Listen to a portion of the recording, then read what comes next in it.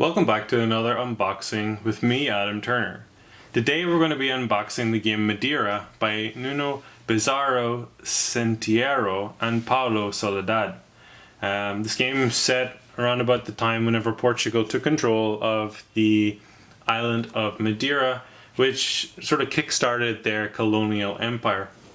It's a game for 2 to 4 players. It takes about 60 to 2.5 hours, or 60 minutes to about 2.5 hours for 12 and above. Although, of course, I mean, these things are all kind of relative, especially with the age and the time. It just depends on the player group you have. You can see here in the back a nice depiction of the game setup with like some money on the side and player components here and here, and then the different other boards. So the box is kind of nice. We've got a nice picture on the front here depicting a typical Madeiran scene. We've got a city, we've got the fields where they produce all of the wonderful crops which led to an expansive colonial empire. So we're going to go ahead and take off the cellophane wrap and see what's inside. So what your game typically comes up with some nice, deep, complex Euro games. A lot of worker placement involved. Just pop off the lid here. And then we'll have a look and see what's inside. So there's that lovely box sign that we're used to. So we'll just put that in the background. So first thing that comes out is a collection of player boards. So these are all taped together here with this invisible tape. See if I can get this to come off. So we can get each one of these boards out individually. The top one there is the game board itself.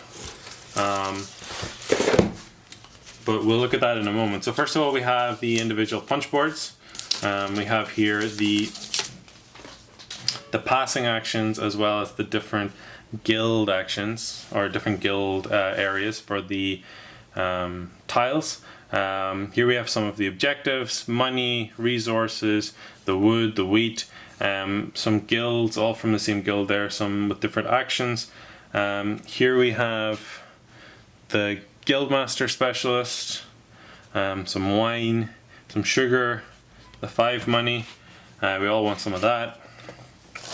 Here we have some extensions for boards, some more objectives, different guilds. This is the Steward, so he allows us to do more worker placement type things. This game kind of has, like, with its iconography, sort of a signori feel to it. Or sorry, these are the pass actions. Sorry, the ones I was talking about earlier were not the pass actions. These are the pass actions. And then the different guild combinations. Pirate tokens here. If we don't pay for our usage of certain tiles, then we also have the Commander or Captain Specialist, who allows us to build ships. And then here on the last one we have the Mayor, who allows us to move our workers around in cities, and the guild member tiles there. Now every game has the same number of guild tiles, but they vary in cost between different games. So here's the game board. It's a trifold game board. I don't know, that's not very visible, but down here in the bottom we have the different cities. That's where our guild members will go. We have a wonderful map of Madeira. Let's see if I can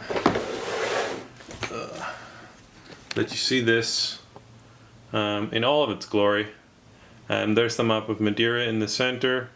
Here we have the different international shipping zones. We have Azores, Brazil, India. We also have the different places for our specialists to go. There are 5 of them, but we only have 4 specialists, which means that we're going to be running with one of the standard options. The next one is it's the German language reference sheet in the German language rulebook. So if I'm ever playing with German speakers, we'll be able to read that at their leisure. Here's the reference sheet for English. Actually kind of flimsy paper, like a kind of a slightly high quality paper. Not totally impressed by that. That could have been higher quality. Here's the rulebook, which is quite hefty. Even some card would have been good for that previous reference sheet, with different depictions of the rules. There's the layout of the board and stuff. Also, okay quality, not great, but okay quality. Here we have the dice. So we have the different dice for the different regions of the board. We have the piracy dice, and we have all of our player components. We've got these lovely meeples, very evocative of men or people of the 15th century. We've got these boats, which are quite nice as well, and then we've got the different markers. And then finally in here we have this. This is the player action. Can you see that? The player action, or the year action range. So first of all, we have the placement of the specialists. We roll the dice.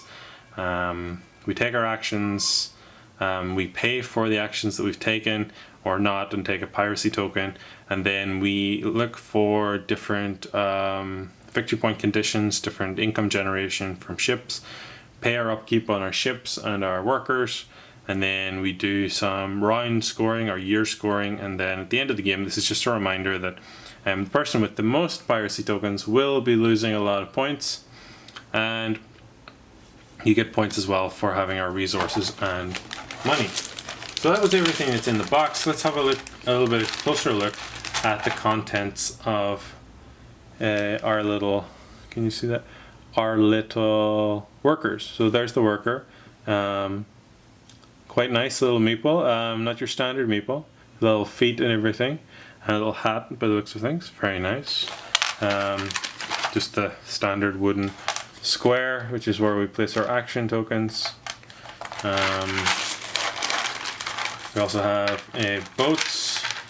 Here's a blue boat. Boats have nice little like sort of seals and topmasts. Very evocative, not just a simple boat here, but rather quite a high quality piece. Some interesting cutting going on there. We have 4 player colors. We have yellow, purple, red and blue. Red and blue. So you go, if we can see those, they don't want to stand in my hand. So there you have it.